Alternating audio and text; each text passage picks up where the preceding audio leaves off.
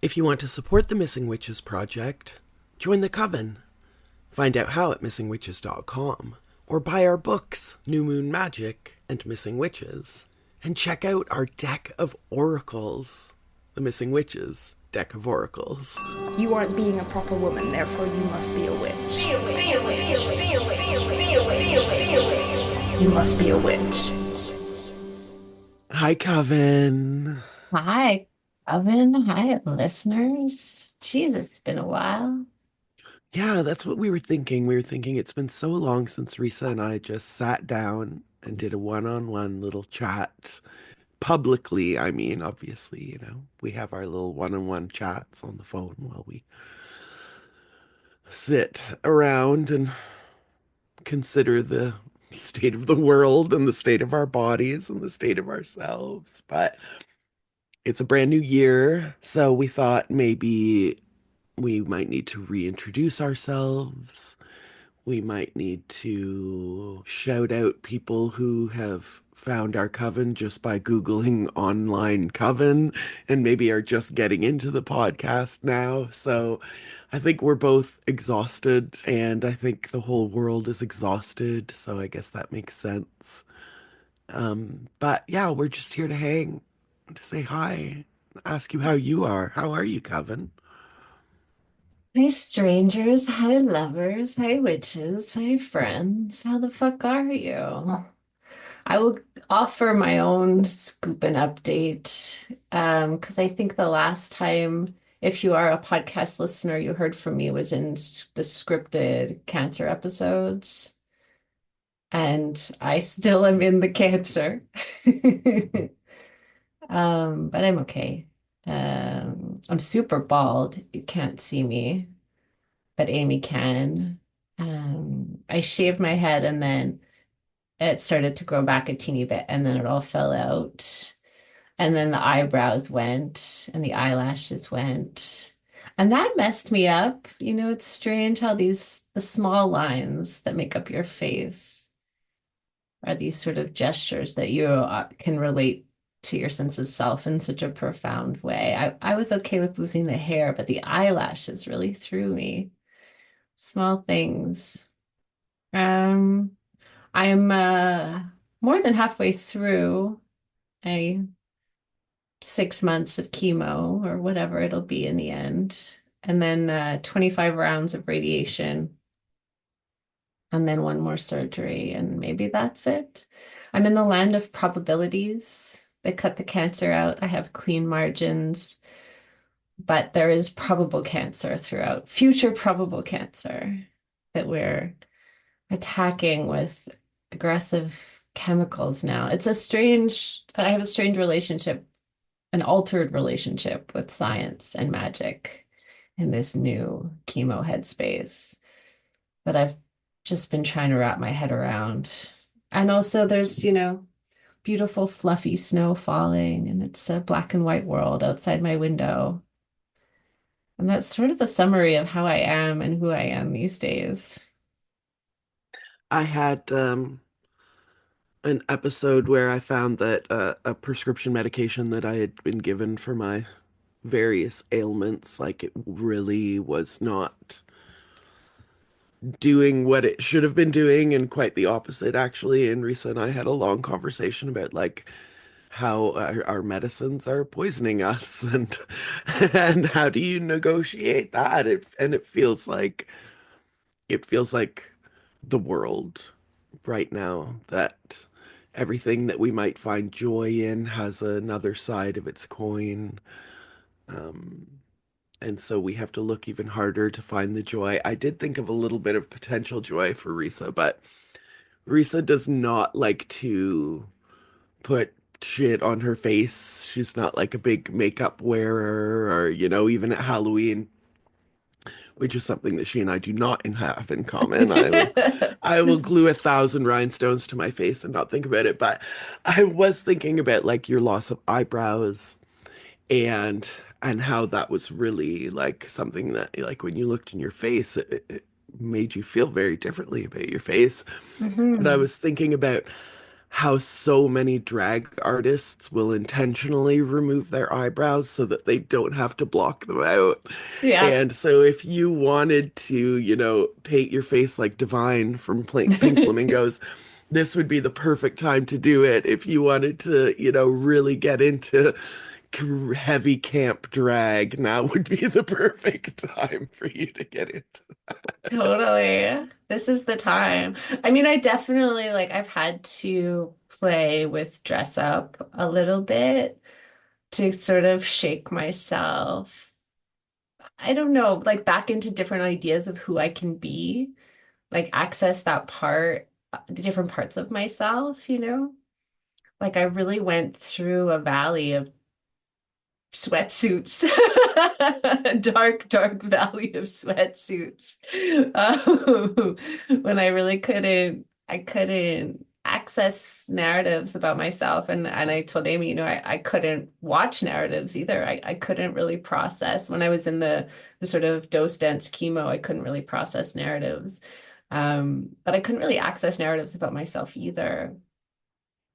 And I said in a coven call that I was experiencing gender dysmorphia or a sense of body dysmorphia, just feeling so confused about my body because I have, expanders in and my breasts just don't look normal. They look really, to me, very cyborg. And they feel so strange because all the nerve endings are cut. So there isn't this sort of sense of like living sexuality or whatever. Um, yeah, when I look in the mirror, like bald and weird cyborg tits that point straight up, where mine used to point straight down after many years of breastfeeding. Not many, okay, 2 years of breastfeeding. No judgment for anybody who goes a long time. Um, Many, but many, many years of breastfeeding. 12 years. No, yeah, and then I had a coven mate reach out, who was going through transition, who was like, I heard you use that word and just wanted to send you love from the land of dysmorphia. Like I'm really with you in that. And I think that you have more in common with that experience even than you realize, And they were so kind to include me in that experience and in that discourse and offer me. Rather than to gatekeep the experience. Yeah.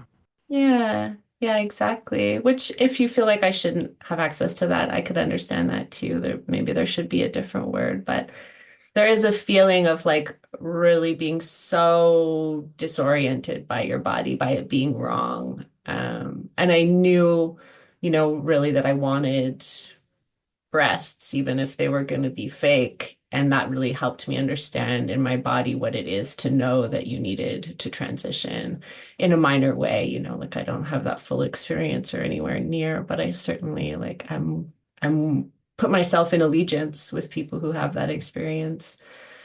But yeah, playing dress up helps sometimes. And I can see how maybe a little like sparkle eyebrow could help.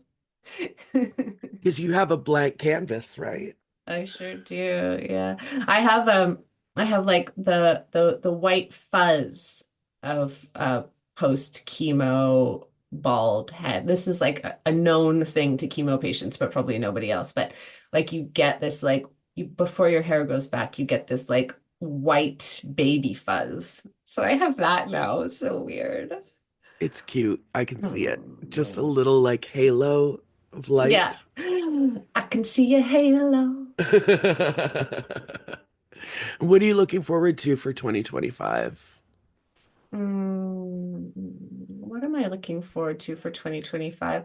I mean, one thing that is sort of daily joyful for me is that we do have people finding us from the Googs, that people really are looking for an online coven that's trans inclusive, that loves science and hugging trees, that people are finding that and seeing themselves in it, and making common cause with us.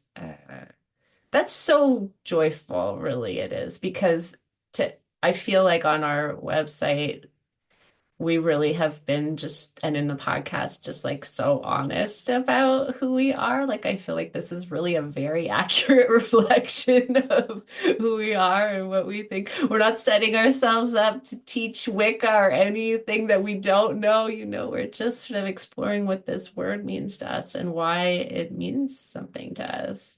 This word It, witch. yeah, yeah, that word. So yeah, I look forward to that. It's to see the community grow and to see people in our community inside the coven space that's only accessible to supporting members take on, like, sort of step into their roles as co-creators. And to be creating more and more in that space is something I really look for. That was sort of the dream, and especially this week after our Weavers call, I really felt like that dream like sort of got lift, in a totally new way.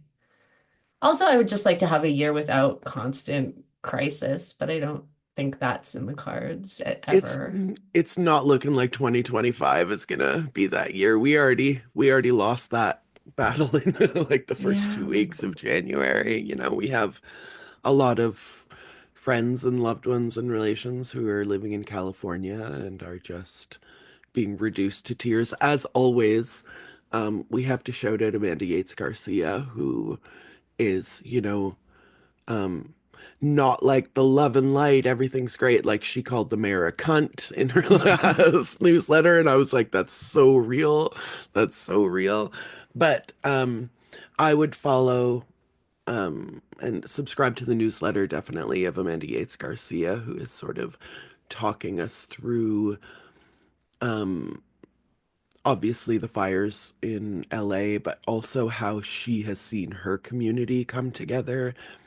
And I think that that's the biggest goal for me, for so many of us, is just to build and develop communities of care, like real communities of real care where we can go into a place when we're um, not feeling like putting on the mask of everything's great and don't worry about me and I'll be fine. And I think we've all reached that point, those of us with any kind of global consciousness are at that point where it's just like, this is not okay, and I am not okay in this. If you are thinking about joining the Missing Witches Coven, normally when a podcast has like a Patreon or, something to that effect, it'll be like bonus episodes or, content that wasn't included. But for us, it really is about building community, about building relationships, about having a place to go when the world seems so scary that we almost have forgotten beauty and laughter, and to grab that stuff and cling it back and hold it close to ourselves, because we need that. Risa and I, we talk all the time about, and that's why our book New Moon Magic, the subtitle is like resistance and re-enchantment. And we come back to this again and again and again. What are we fighting against? We know.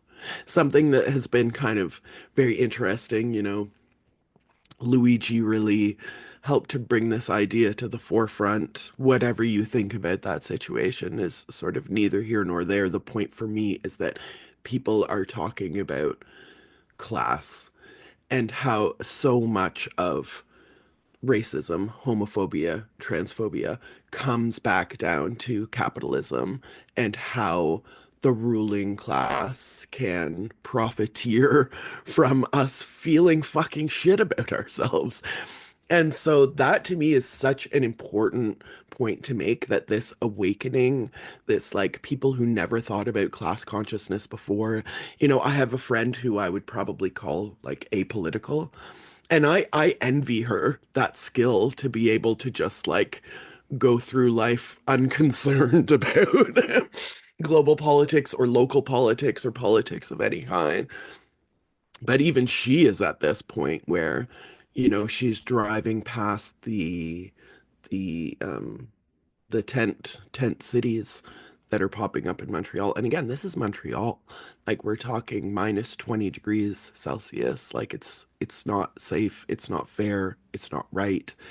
And so I said to she was asking me like, what do I do with these feelings? And I was like, welcome to your radicalization. Today is the day. Circle it on the calendar. Today was the day that we got radicalized. And of course, we know that like the cure for that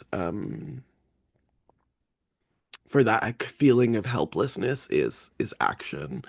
And what I said to her was like, pick one thing. Pick one thing to care about and one thing to work toward. There are too many.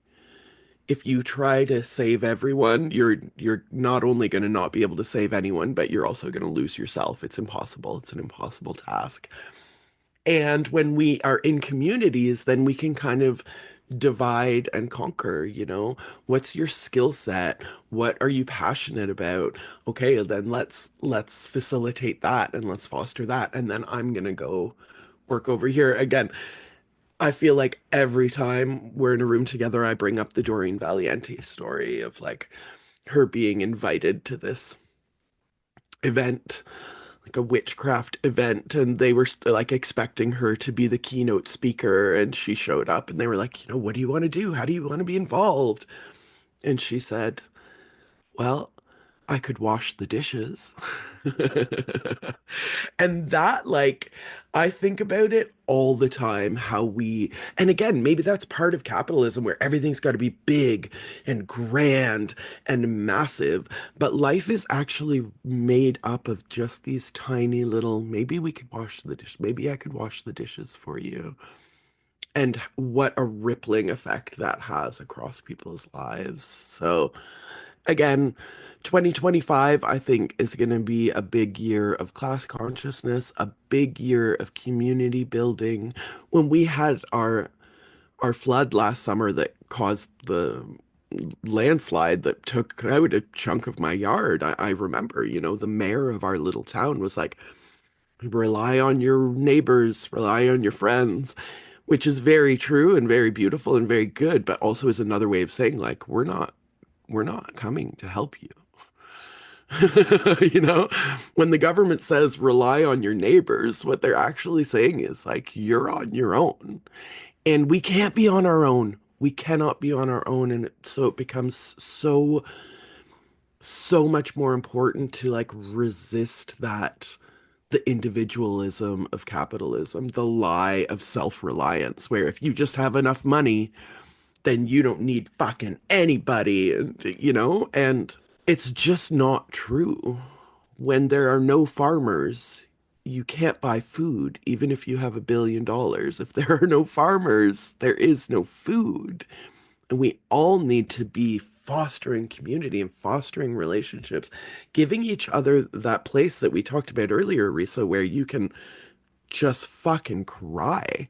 Like, you don't have to pretend that everything is okay here, which is super important for all of our mental health, for all of us. So that's what I'm really looking forward to in 2025 is like the raising of class consciousness, the recognition that like so much of identity politics can be really traced back to, capitalism or anti-capitalism and joining together against people who would hoard enough wealth that generations and generations and generations of their descendants couldn't possibly spend in all of their lifetimes combined. That's fucking mind-blowing to me that this has been allowed to happen. And so now, hopefully, 2025 will be a sea change. We started out, and I mean, this is me going off on a bit of a tangent here, but like for the first time in my life, I'm thinking about, all of my travel plans, and I'm not a rich person, so I can't just book a plane ticket whenever I feel like it and go wherever I feel like. I don't have the resources for that. But for the first time in my life, I'm thinking to myself, I need to go to this place because it might not be there. It never occurred to me before, and maybe because like it wasn't as this confronting of a possibility, that might not be there. The Hollywood sign might not be there. And I'm thinking about places all over the world that I want to visit. Like, when was it? It was years ago when the Cathedral Notre Dame burned.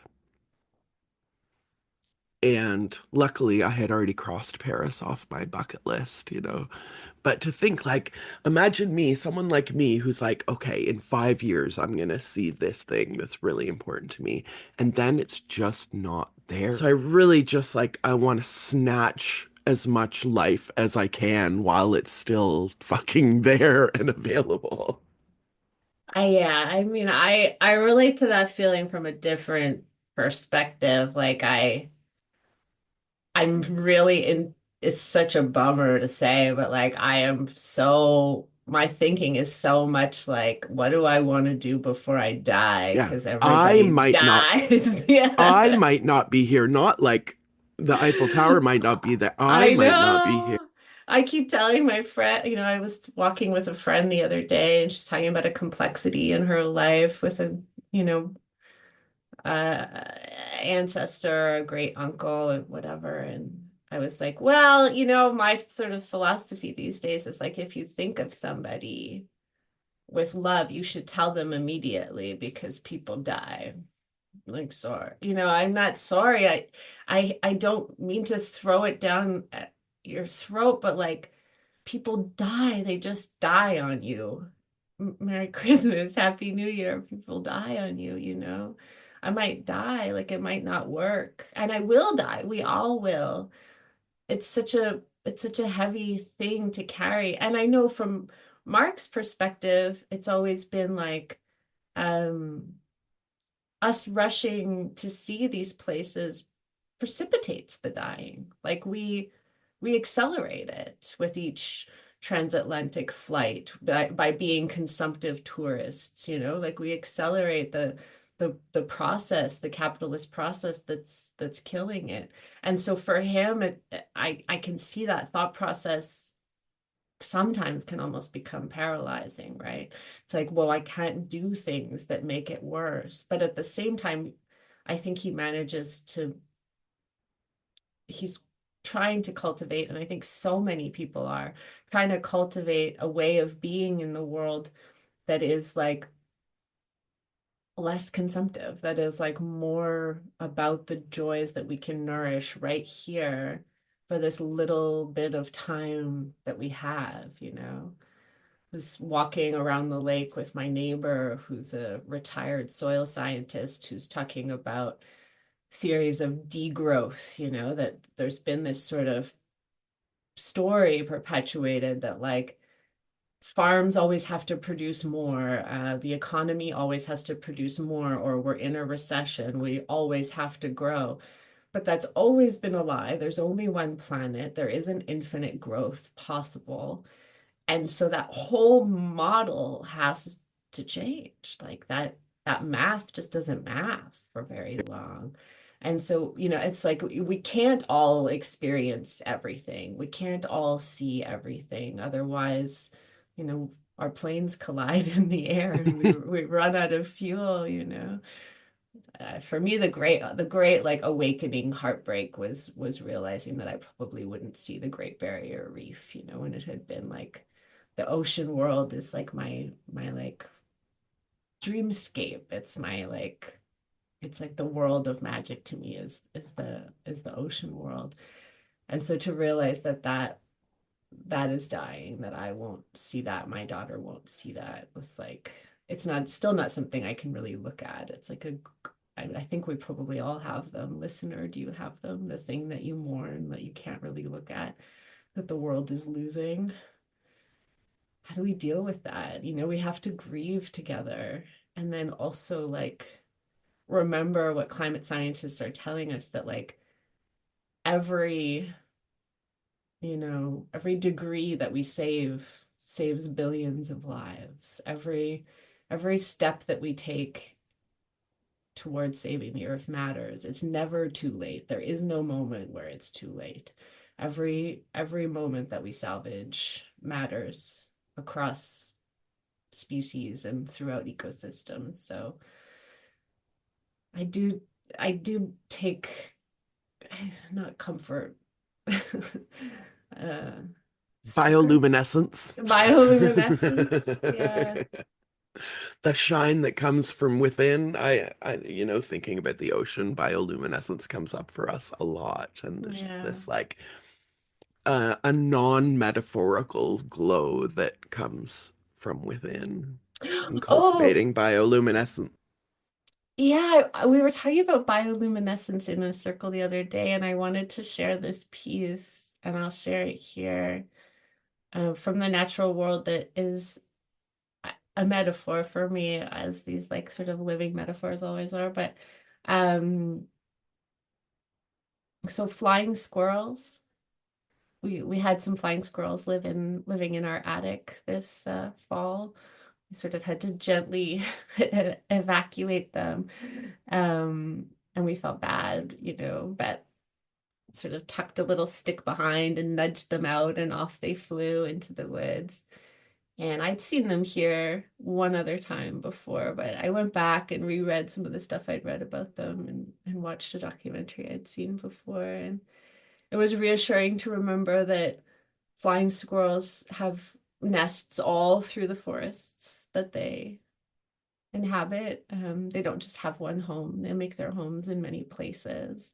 They have their stashes all throughout the forest too of food, and they find each other um, in a unique way because they see a different spectrum of light than we do. So they can see like a glowing UV light, and they have markings on their body that glow in that exact spectrum. So to them, the forest is not dark, the forest is lit up with these glowing streaks of their family and friends catching air and flying through the woods, that what to us looks like sort of these like frail or sketchy night rats, They depending on. are terrifying. I'm sorry.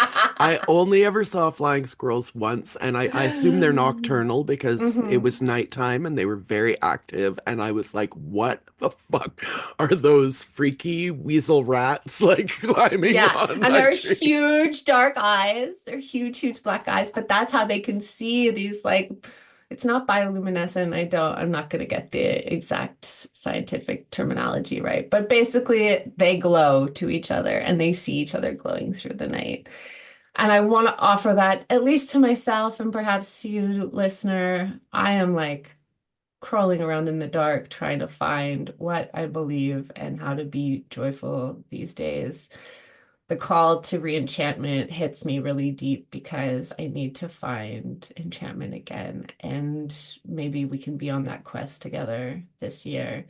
But I will hold on to this image in very dark times of all of us out there glowing at frequencies that only we can see.